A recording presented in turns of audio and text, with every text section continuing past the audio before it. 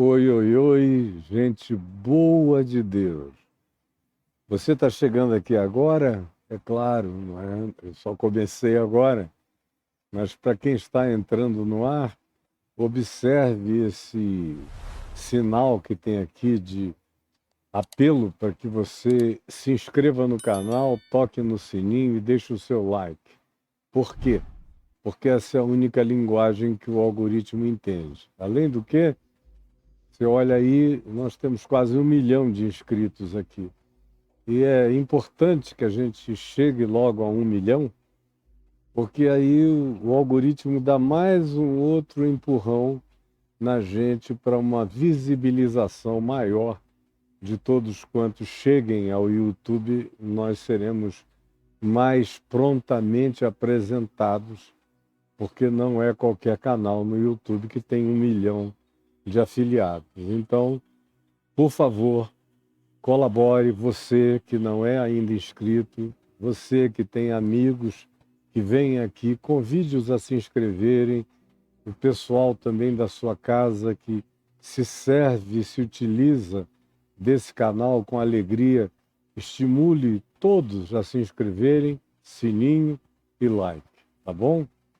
Nós estamos terminando a nossa exposição de Mateus. Hoje eu nem a faria, era dia de gravar os salmos, mas eu estou assim tão ansioso de concluir logo esses 3 anos de exposição de Mateus. Para os que me acompanharam, isso aqui vai ficar como um legado de um trabalho feito com toda singeleza, sem elucubrações, sem meticulosidades. Eu falei existencialmente do que está acumulado em mim. Do que está acumulado em mim. Eu tenho dúzias de comentários de Mateus na minha biblioteca ali em cima. Eu não abri nenhum desses textos. Nenhum. Nada.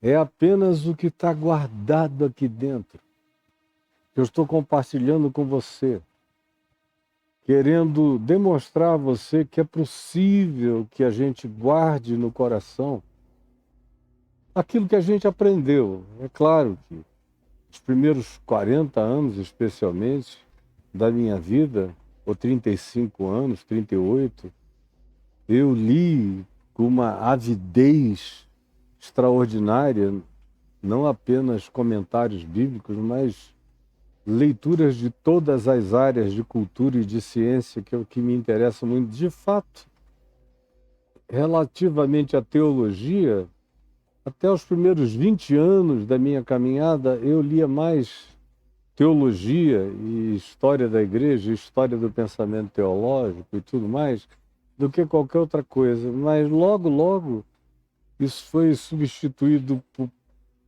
por leituras de psicologia, de antropologia, de geologia, geografia e arqueologia, de física, de mecânica quântica. Isso já me acompanha desde muitos anos. Mas eu intensifiquei muito mais isso em várias outras naturezas de pesquisa, de linha astronômica, astrofísica, fenomenológica, de um modo geral, mental, paranormal, uma quantidade imensa, um acervo muito grande. Mas essas coisas estão aqui dentro. E elas são processadas, criticadas dentro de mim mesmo. Jesus é a minha chave hermenêutica para ler não apenas a Bíblia, mas qualquer coisa, qualquer ciência. Se for verdadeira, ela encontra o alinhamento harmônico dela com Jesus. Disso eu tenho demonstrações sobejas e chocantes, de modo que eu trago a você o que eu recebi. O que eu recebi é o que eu estou entregando. E entregando com toda a simplicidade e sinceridade do meu coração. Ontem, nós vimos os discípulos em Emaús, aqui em Lucas 24, do verso 13 até o 35. E há algo que, em geral, quando eu não estou pregando, mas conversando, e as pessoas têm a chance de perguntar a respeito desse texto e de outros semelhantes, invariavelmente a questão que aparece é essa relativa ao fato de que Jesus se aproximou e ia com eles. Os seus olhos, porém, estavam como que impedidos de o reconhecer. Não é a única vez que isso acontece. Quando a gente passar para João, e será logo, eu vou gastar ainda um tempinho expondo João, naquele mesmo dia, dia de domingo, aconteceu tanta coisa. As coisas mais essenciais da humanidade aconteceram naquele domingo.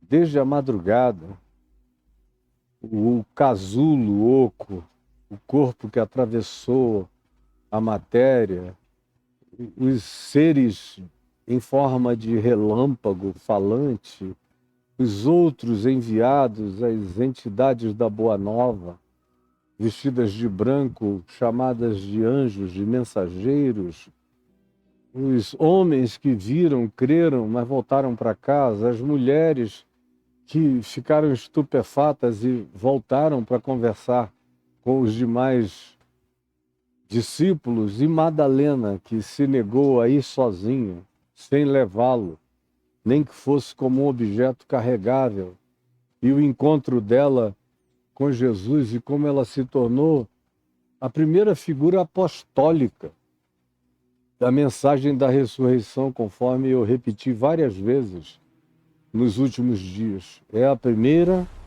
figura com a boa nova da ressurreição. É a primeira proclamadora da nova era, do novo século, do novo aeon, da nova mensagem, do novo tempo, por uma nova humanidade que habitará uma nova sociedade com uma nova consciência. A apóstola desse novo tempo é uma mulher, Maria de Magdala. É uma mulher acerca de quem Jesus disse: não a molestem, porque ela ainda vai usar esse bálsamo todo que hoje derrama sobre os meus pés, no episódio que eu citei no dia de ontem, ela vai usar ainda o que resta disso no meu sepultamento. E esse evangelho será contado em toda a terra para a memória dela. E aqui está ela, sendo objeto da minha memória, da nossa memória, como primeira mensageira do grito da ressurreição, porque ela saiu gritando: a quem interessar possa, eu vi o Senhor, conforme nós assistimos aqui. E aí, nessa sequência, que nos remeteu direto para o final daquele dia, para os dois que iam caminhando de Jerusalém para Emaús, um deles com esse nome grego, Cleopas, e que foram objeto daquela conversação, que olharam para aquele que se aproximava e viram nele uma estranha familiaridade, mas não o reconheceram. Nem quando a intimidade ficou tão profunda e ele lhes expôs o que a seu respeito constava em todas as escrituras, começando por Moisés, atravessando os profetas, salmos, todos, falando tudo que era pertinente a ele e como ele era, o significado da escritura passada indicava a ele. Como a compreensão do passado tinha a ver com a encarnação dele hoje. Como o entendimento do futuro seria a partir dele agora. Mas nem assim aqueles dois que tinham caminhado com ele tinham conseguido dizer: é ele. Por quê? E o texto diz: os seus olhos, porém, estavam como que, de certa forma, com uma condição de impedimento de identificação, E ontem eu falei outra vez, mais uma vez, recorrentemente, como tenho falado, sobre o processo de negação cognitiva. E os evangelhos estão cheios dele. Quem acompanhou desde o primeiro capítulo foi vendo como essa expressão de negacionismo a respeito da morte e da ressurreição de Jesus estava presente o tempo todo. E havia coisas que eles simplesmente não queriam entender. E chegou um ponto que eles bloquearam porque dava tristeza. Não queriam ouvir mais esse assunto. E mesmo Jesus explicando tudo, no máximo eles ficaram paralisados de tristeza, de nostalgia, mas não deram um salto. Eles paravam e morriam na cruz. Eles não ouviam o que Jesus dizia. E se ouviam, não conseguiam internalizar. E eu expliquei a razão do condicionamento escatológico que os proibia de enxergar qualquer desfecho para a história do Messias que não fosse o desfecho já programado pela cronologia escatológica da religião dos judeus. E eu disse como o mesmo fenômeno cega a gente hoje. E escatologia é uma coisa que tem um poder horroroso de produzir um embotamento de compreensão, porque o indivíduo, literalmente, usando uma palavra bem bruta, encasqueta com aquela ideia e parece que ele está negando o próprio significado da esperança dele se ele pensar, ou se o próprio Jesus ensinar a pensar diferente. Porventura não convinha que primeiro o Cristo padecesse e depois entrasse na sua glória? É a ordem que Jesus apresentou a eles. O óbvio era esse, vocês nunca perceberam que a Escritura falava primeiro de um servo sofredor que haveria de vencer a morte, prolongar os seus dias e ficar satisfeito, e que só depois viria o Filho do Homem? Vocês não entenderam essa sequência? A escatologia de vocês está invertida.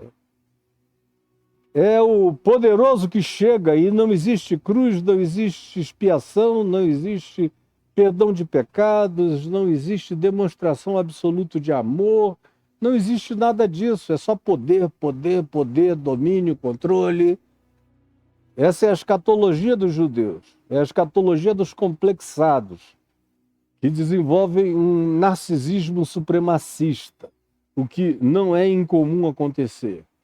Pois bem, mas tem um outro aspecto, para além desse, que é aquele com o qual eu desejo iniciar o dia de hoje. Seus olhos estavam como que impedidos de o reconhecer, também por uma outra razão. É porque eles estavam, pela primeira vez, encontrando com a fisicalidade atemporal de Jesus, o Cristo, ou do Cristo em Jesus.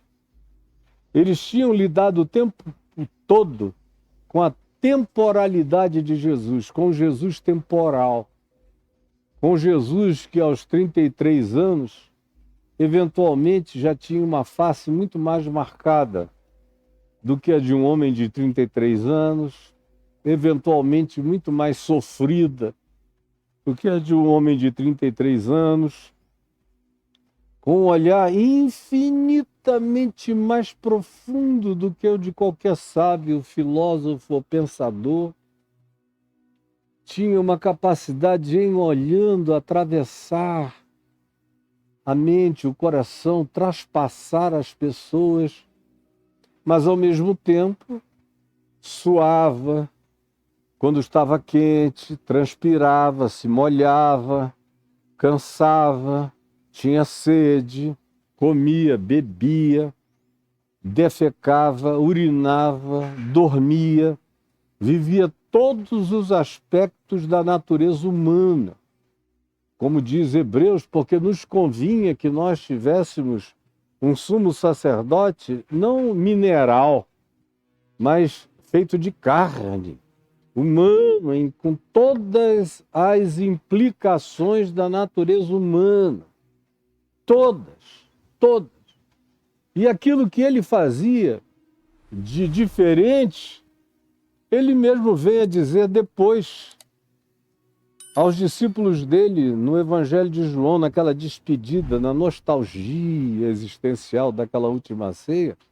Ele diz que aquele que cresce nele faria também as obras que ele fazia e fizera, e outras maiores faria, porque ele iria para junto do Pai. Ou seja, ele não disse que o que ele fazia era alguma coisa que ele só fazia porque ele era divino. Ele disse que eu, que sou cheio do Espírito de Deus, habitado por Cristo, mas sou completamente humano, até onde a humanidade pode ser e pode ir. E que eu também poderia fazer as mesmas coisas que ele fez e até outras maiores, porque não é preciso ser Deus. Basta estar desobstruído de tudo e alinhado em harmonia com Deus, de acordo com os dons da graça de Deus a nós concedidos. De acordo com os dons da graça de Deus a cada um de nós, individual e pertinentemente concedido.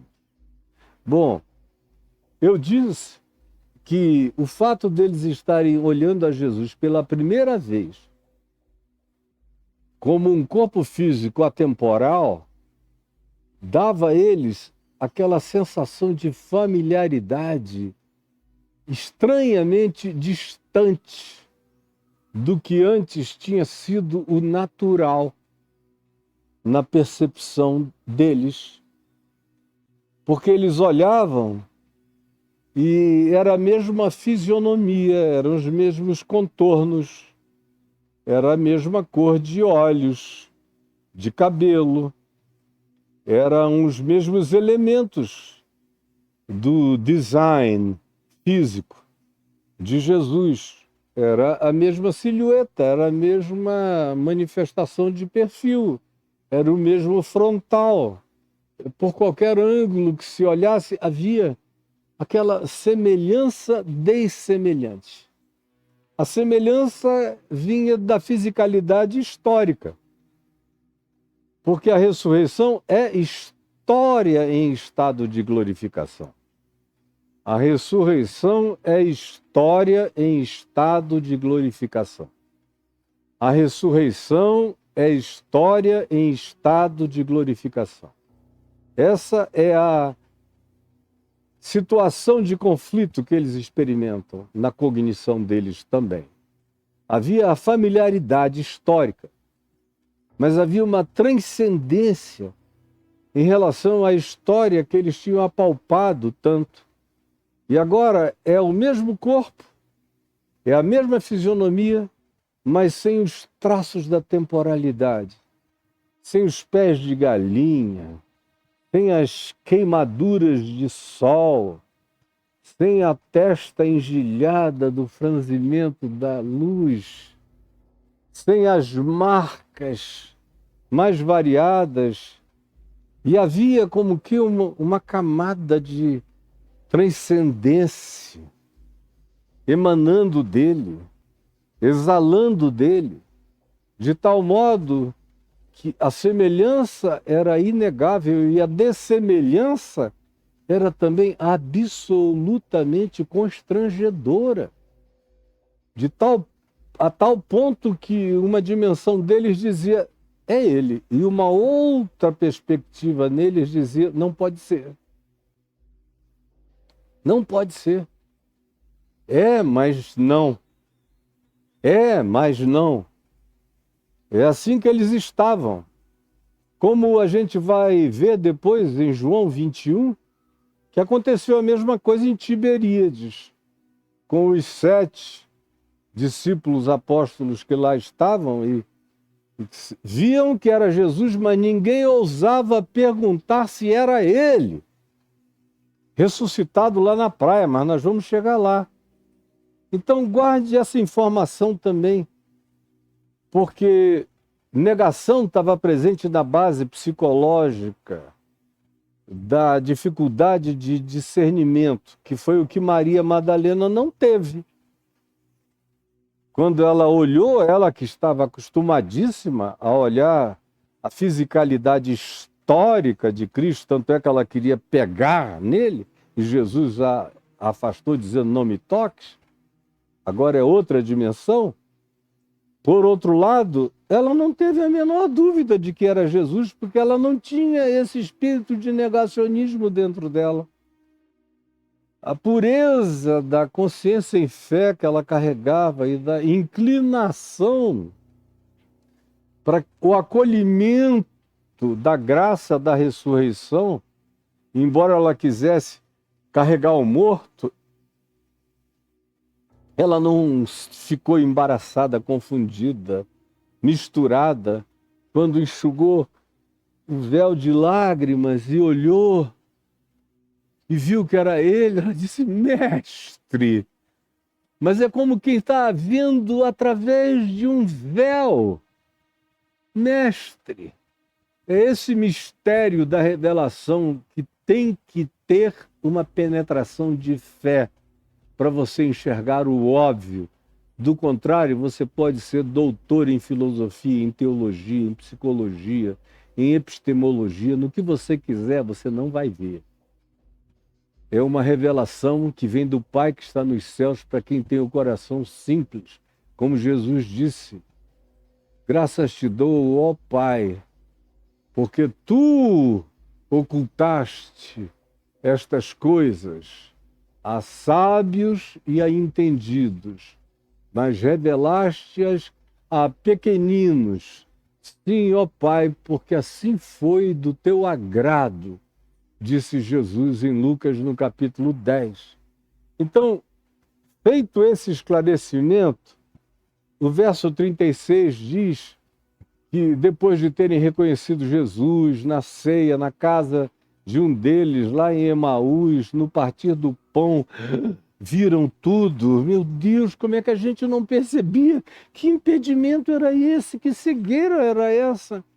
Nosso coração ardia, tudo em nós saltava, ele nos queimava por dentro e a gente não queria admitir. Até o gesto de singeleza de gratidão que ele repetiu tantas vezes diante de nós, agradecendo ao Pai pelo pão, quando os nossos olhos então se abriram, eles voltaram correndo para Jerusalém para contar aos outros. E o verso 36 diz, falavam os dois, Cleopas e o outro, ainda estas coisas, quando Jesus apareceu no meio deles e lhes disse, paz seja convosco. Falavam eles ainda estas coisas, quando Jesus apareceu no meio deles e lhes disse, paz seja convosco. Eu acho tudo isso de uma beleza extraordinária.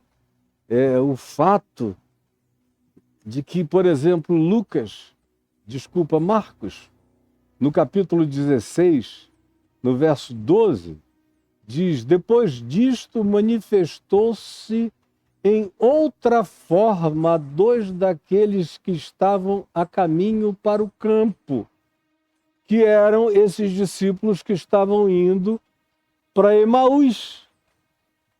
Se diz que foi de uma outra forma, não porque fosse uma outra pessoa. Um louro nórdico, um viking, um preto da Etiópia. Não. Era ele mesmo. Mas tinha essa camada que só pode ser divisada se esse fenômeno da semelhança dessemelhante for atravessado pelo olhar da fé. Pois bem, quando Jesus apareceu no meio deles e lhes disse, paz seja convosco. Eles, porém, surpresos e atemorizados, acreditavam estarem vendo um espírito, um holograma, uma projeção, um ectoplasma, ou o que quer que você queira. uma fantasmagoria. Pensaram que era uma invasão transdimensional que carregava a aparência dele, mas não era ele, não podia ser ele. Porque a mente deles continuava proibindo-os de crer na ressurreição, nem vendo, nem tendo outros vendo a mesma coisa, exatamente tudo igual, com toda a corroboração dos testemunhos anteriores e das falas anteriores. Mas esses que não tinham ainda visto nada, que não eram nem Pedro nem João, que tinham visto o casulo e tinham crido que algo sobrenatural tinha acontecido, que não eram ainda as mulheres que não tinham visto Jesus, mas tinham crido na mensagem de anjos, nem a Madalena, que tinha visto e tinha sido a primeira a anunciar, ou esses dois de Emaús, que o reconheceram no partir do pão. Eu estou aqui me referindo, João está se referindo aos demais, que só tinham ouvido as palavras, mas que se negavam no coração a crer no que estavam ouvindo. Surpresos é o que define o encontro deles com o inusitado. É a surpresa. É o que nunca se viu antes, é o que não acontece, é o que não se espera. Eles foram invadidos pela inusitabilidade absoluta. A morte tinha sido vencida. Não como no caso de Lázaro, que iria morrer depois, quando ficasse velho, ou adoecesse outra vez, ou qualquer outra coisa, como todos os mortais. Não. Tinha algo transcendente. Eles tinham sido testemunhas da morte total e absoluta. Não havia questão a respeito disso. Mas estava ele ali. E eles, surpresos, porque não conseguiam abraçar o inusitado como possibilidade divina, não conseguiam crer de fato que os impossíveis dos homens são possíveis para Deus, tomados por uma surpresa que lacrava o coração com uma determinada descrença emudecida e perplexa. Primeiro, surpresos, é o que se diz a respeito deles. E, em segundo lugar, atemorizados. Com pavor, era algo alienígena. Que é isso? Agora o mundo enlouqueceu. Nós entramos num mundo paralelo. Tinha gente ali batendo e beliscando a si mesmo para ver se estavam vivos. Eles próprios, se não tinham morrido, estavam vendo coisas. Ficaram sem conseguir entender o significado da realidade do momento, daquele estado. Não conseguiam compreender nem a sua relação mais com o espaço-tempo, ou com transcendência, ou com coisa alguma. Era um encontro com completamente semelhante, absolutamente dessemelhante. E inegavelmente presente. É o que eles estão vendo e assistindo ali diante deles. Atemorizados. Pensavam estarem vendo um espírito. Como tem muita gente que pensa e crê e afirma que a ressurreição de Jesus foi uma ressurreição de natureza apenas espiritual. Muita gente boa, querida. Se você pedir para pregarem o evangelho, elas sabem a cartilha bonitinho. Mas falta fé. É uma ênfase tão grande no Cristo histórico. Me dá até um certo cansaço quando Eu ouço o tempo todo algumas pessoas, parece que para darem legitimidade a Jesus, têm que chamá-lo o tempo todo de Jesus de Nazaré, Jesus de Nazaré, Jesus de Nazaré, Jesus de Nazaré. É tanto Jesus de Nazaré que Jesus vai ficando pequeno. Vai ficando ali da vizinhança. Não há transcendência. E eu já li livros maravilhosos de teólogos lindos, que dizem tudo certo, mas quando chega na ressurreição, a conclusão é: a ressurreição de Jesus não foi física, foi espiritual. Se você nunca ouviu isso, você vai ouvir isso e nesses dias e daqui para frente vai cada vez ouvir mais, porque a descrença aumenta, aumenta, aumenta.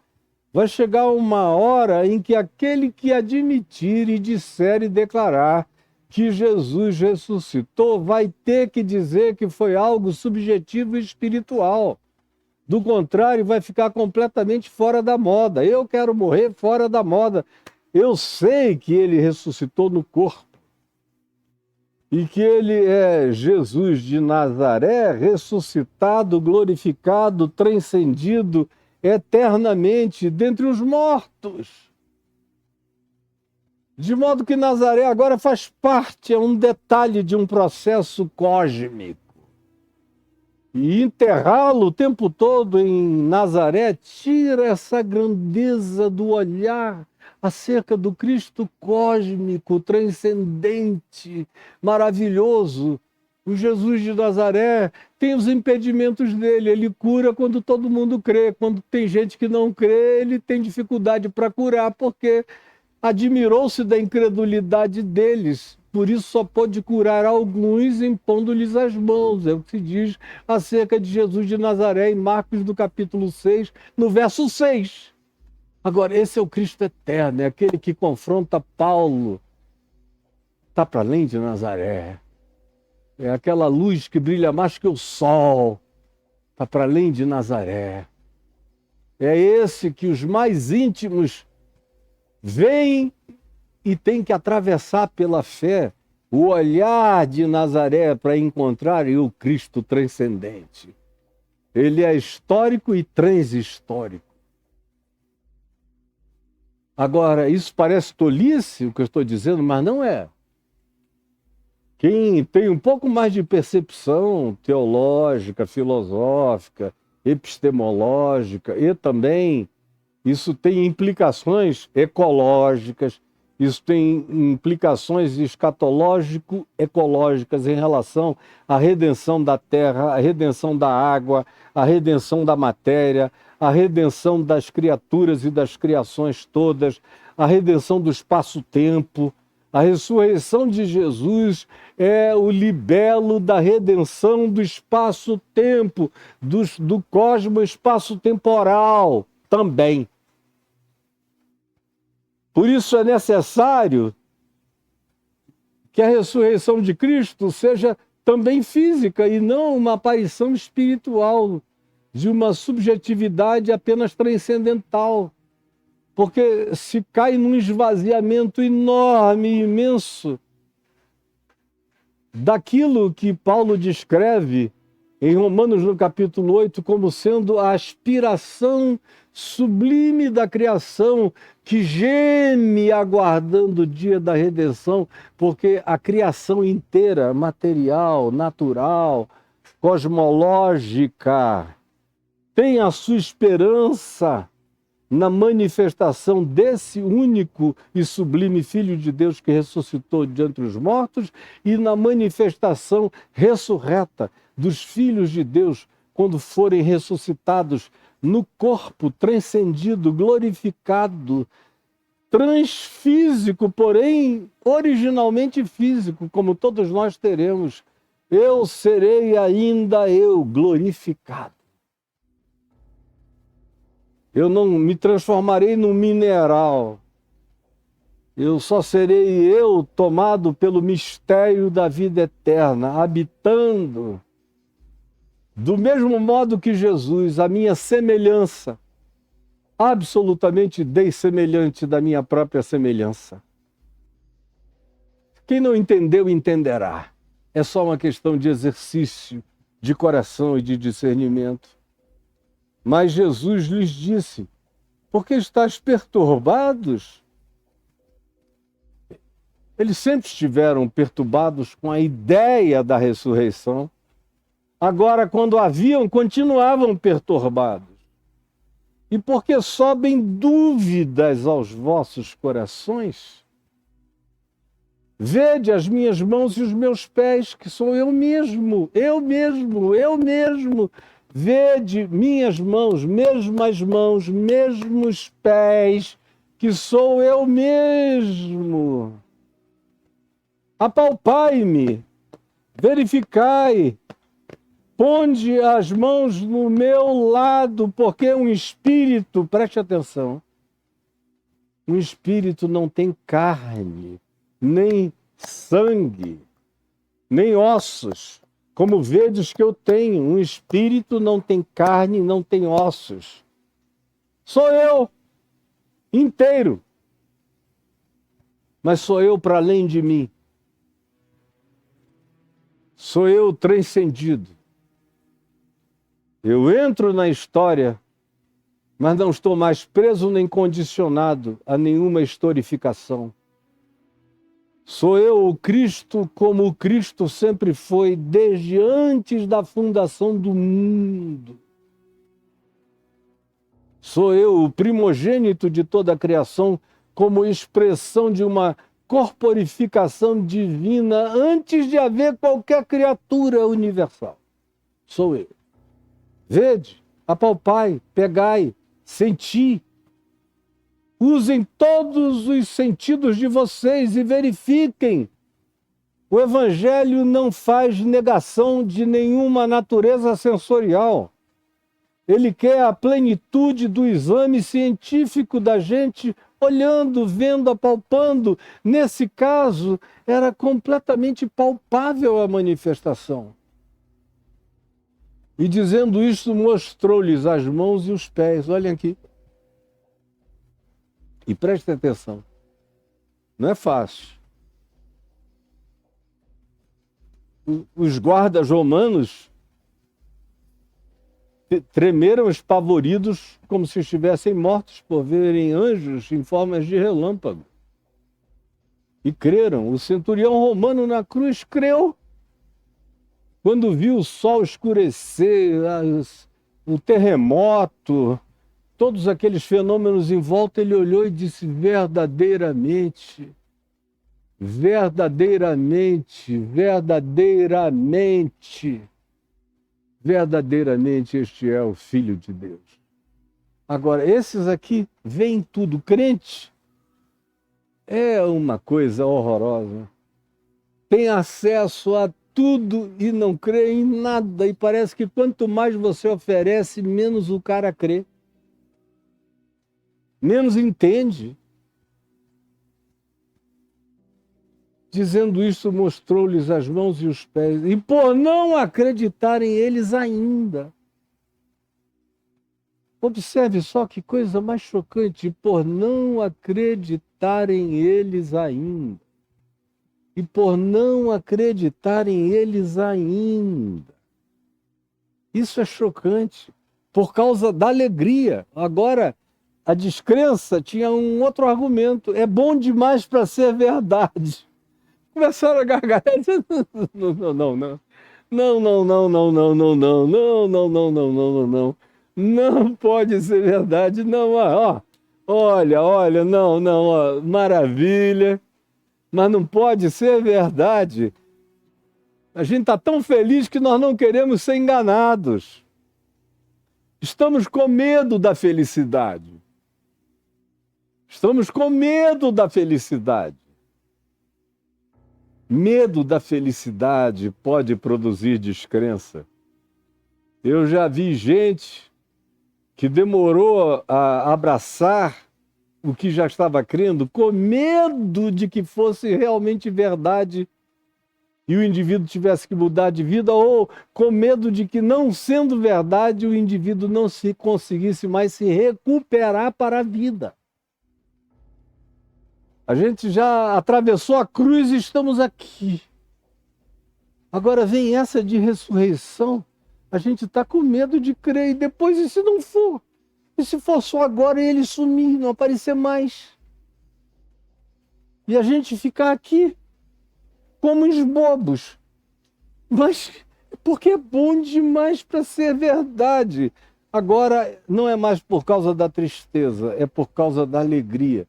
Qualquer dos dois polos e extremos da percepção humana ou do sentimento humano carregam essas possibilidades de embaraço, ou o temor, o medo, juntado, casado, jungido à descrença, ou a nostalgia, tudo isso bloqueia, tanto quanto a alegria de algo absolutamente inusitado que o indivíduo tem medo de crer, com o pavor de que, não sendo verdade, ele mergulhe numa depressão sem saída e sem cura, porque seja o último estágio da entrega.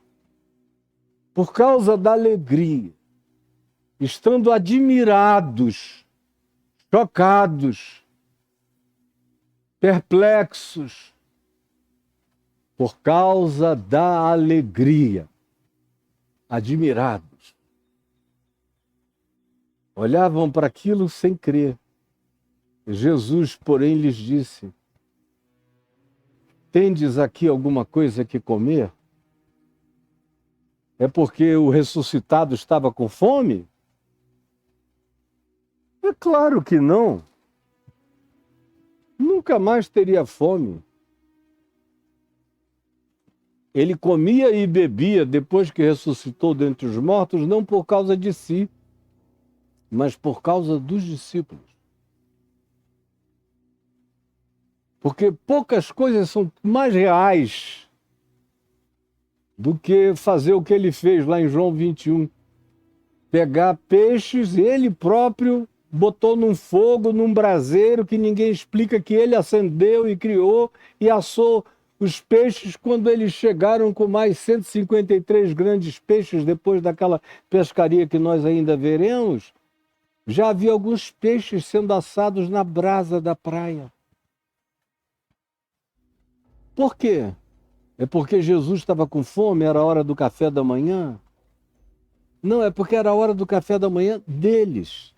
Eles estavam com fome. E mais do que isso, era uma demonstração, como nada se equipara no que diz respeito à validação da nossa fisicalidade, da nossa humanidade, da nossa materialidade. Nada se compara à ingestão de alimento.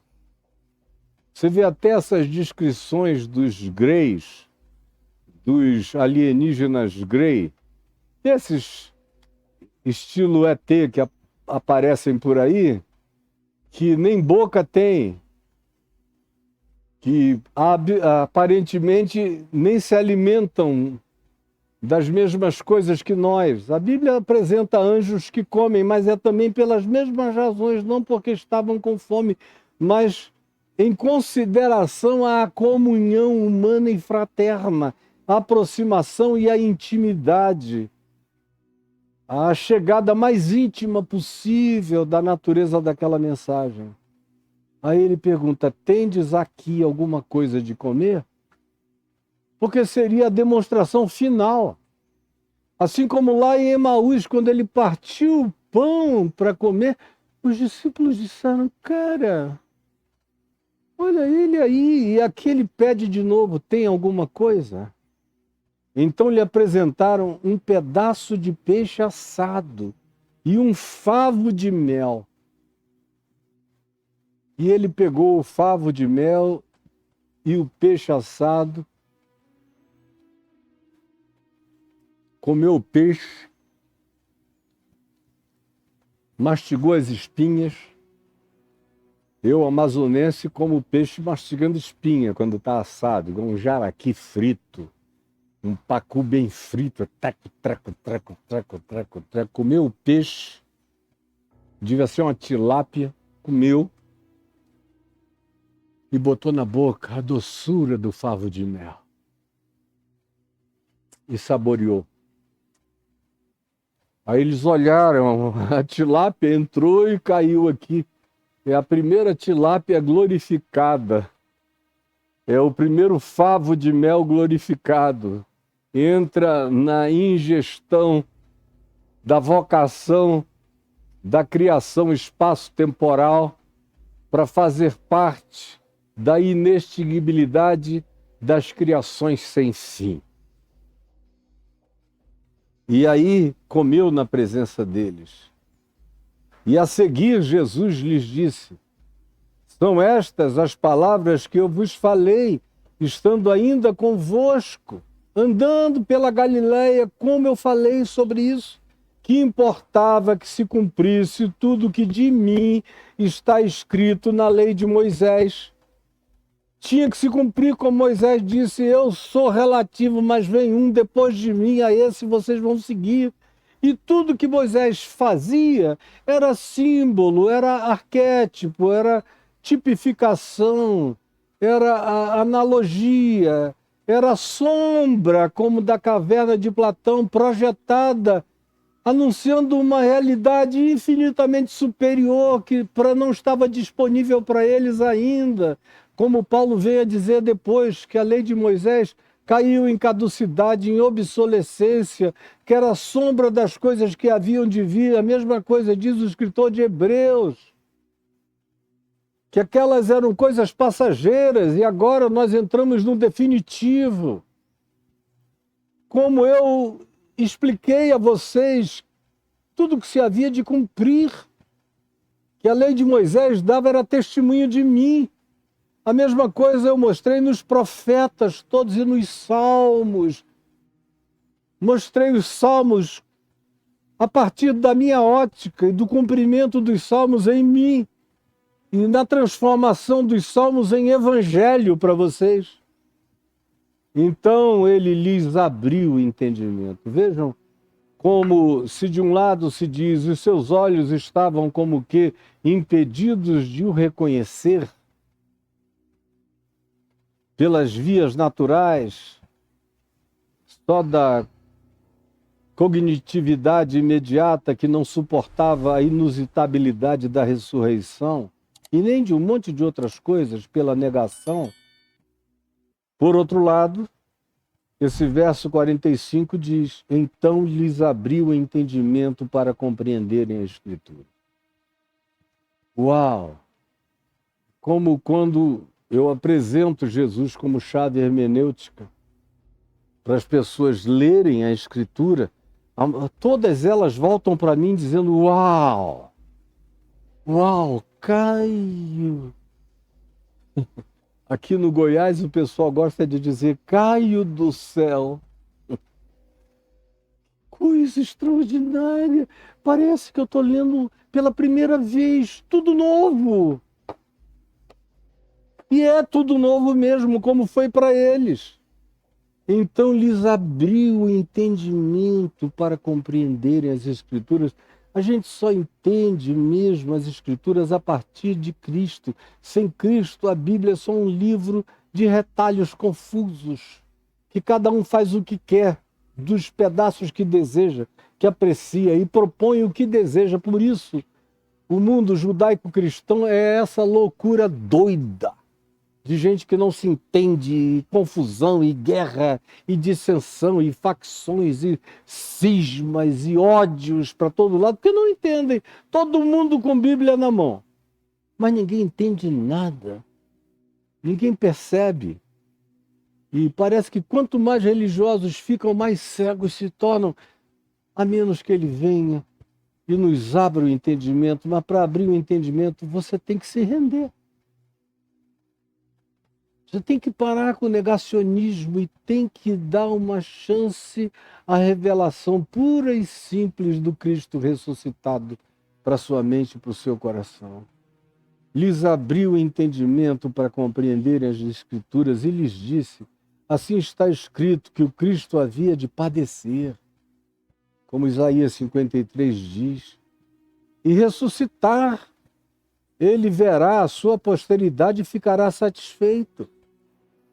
e que em seu nome se pregasse arrependimento para a remissão de pecados a todas as nações, começando de Jerusalém. Vós sois testemunhas dessas coisas. Eis que sobre vós eu trago a promessa do meu Pai.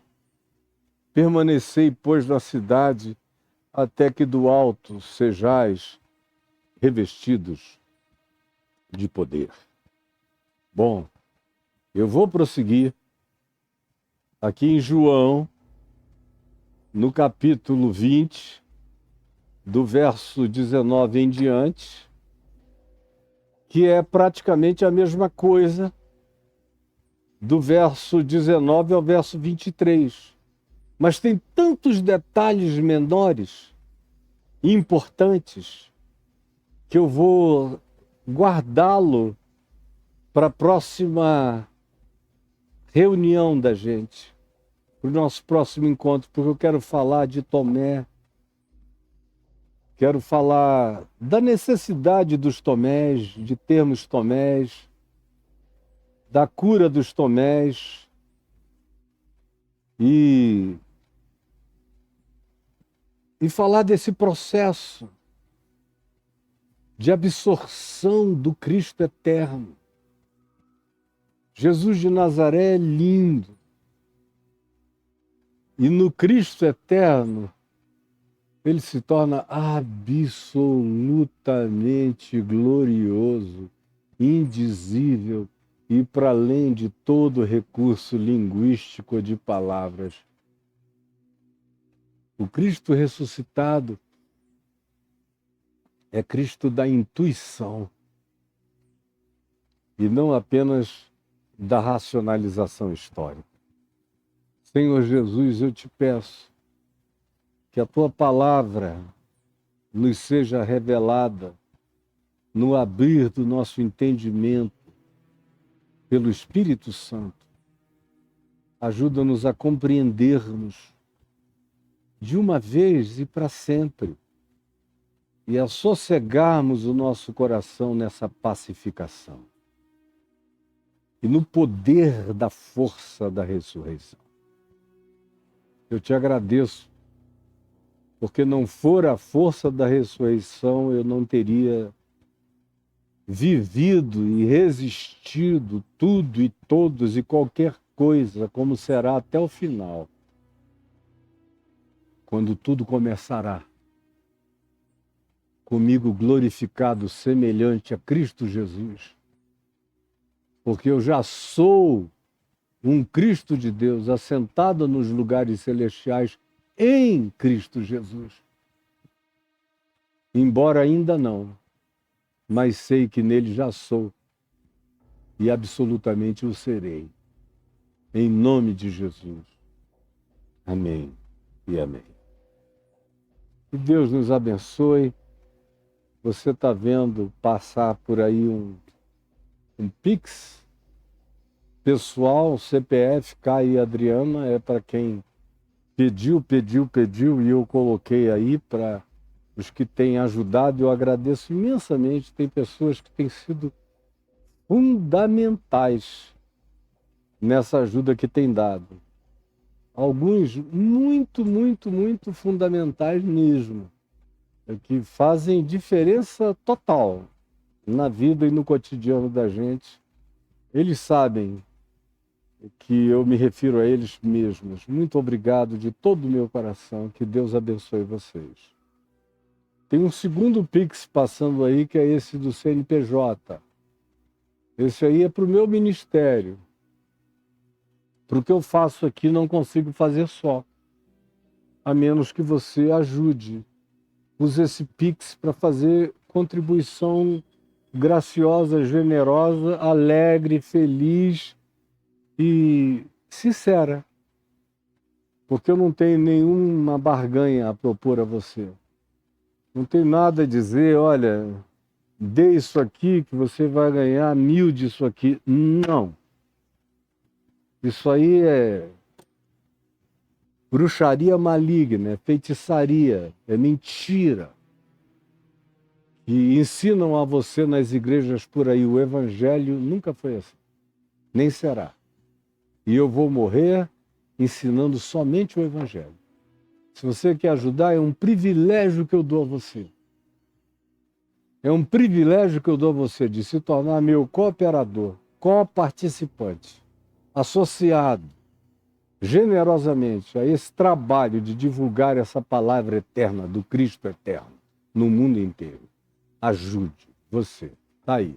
Para quem quer mais alternativas, é só escrever caiofabio.com.br e apertar Enter. Aí você chega no meu blog e aí em cima está clicando contribuição em branco. Clique entre. E eu agradeço. Tem 2 bancos aí, o Santander e o Banco do Brasil, com suas respectivas agências e CNPJs. Tem mais opções de contribuição. Vá passando e chegue aonde outra vez os mesmos bancos se repetem, mesmas agências e CNPJs, cartões de crédito para quem prefere esse modo de contribuição, fácil e simples, está todo explicado. PagSeguro, que já foi muito usado no passado, hoje em dia, depois do Pix, muito menos. E o PayPal, que é essencial para quem está no exterior, nos assistindo e dizendo: eu quero participar, eu quero colaborar, eu quero ajudar. Então, ajude usando o PayPal. Agora, minha maior alegria é que você escreva caiofabio.com.br/cursos e aperte o Enter. Aí você cai nesses banners. São os meus cursos. Atrás de cada banner desse aí, tem um vídeo meu de 2 ou 3 minutos explicando o que eu entrego em cada curso. É só clicar e ouvir. E ver o vídeo. Aí você não tem dúvida, não precisa perguntar a ninguém. Está tudo aí para você. Como no Reconexões, 200 aulas de 10, 12 minutos cada uma, que tem mudado a vida de milhares de pessoas que me dizem que nunca mais viram a existência do mesmo modo. É absolutamente revolucionário. Você não vai mais enxergar a vida do mesmo modo. Coisa nenhuma do mesmo modo. Entre aí e você vai ver que melhora. Você vai ficar mais saudável. Você já não vai viver mais de pulsões de culpa, de medo, de angústia, nem de dívidas impagáveis. Você vai se reconciliar com Deus, consigo mesmo, com o próximo, com a criação, com a esperança, com o universo. Você vai se tornar de fato um filho de Deus, com os privilégios de viver com a consciência de um filho de Deus e não de um escravo apavorado, filho da religião. Então, por favor, estão aí as oportunidades de melhoramento da sua mente. Cada um desses cursos, e atualmente eu tenho oferecido um curso novo, O Poder dos Salmos. Está aí revolucionando a vida de todo mundo que pegou. Tem gente que pegou e eu jamais imaginei que isso fosse acontecer, porque eu já entreguei com centenas de aulas adiantadas. E teve gente que pegou e 3 meses, 2 meses depois já tinha feito tudo. São aulas de 18 a 20 minutos, a mais longa delas tem 22. Mas é o salmo lido tendo Jesus como chave hermenêutica, e ele vira outra coisa. Se transforma em evangelho de poder, de vida, de coragem, de ousadia, de alegria e força para viver em nome de Jesus. Está tudo aí para você. Vai e pegue o seu, aproveite nesse Natal, pegue para você e pegue para doar, para dar de presente para as pessoas que você ama tanto e que jamais receberiam um presente tão bom quanto este. Deus abençoe a você, a todos nós, um bom final de semana. E até a semana que vem, com a graça de Deus, em nome de Jesus. Não deixe de convidar os seus amigos para se inscreverem neste canal, a tocarem no sininho e deixarem o like. Convide outros a se inscreverem, porque isso dá mais visibilidade ao canal. E quando a gente atingir a marca de 1 milhão, que está para chegar aqui no YouTube, aí a visibilização será maior. Ajude a chegarmos lá com mais rapidez, tá bom? Mesma coisa em todas as outras plataformas onde você me segue. Faça tudo com o melhor carinho e amor, como um coparticipante da graça de anunciar esse evangelho simples e sincero da graça de Deus, em nome de Jesus. Amém, amém e amém.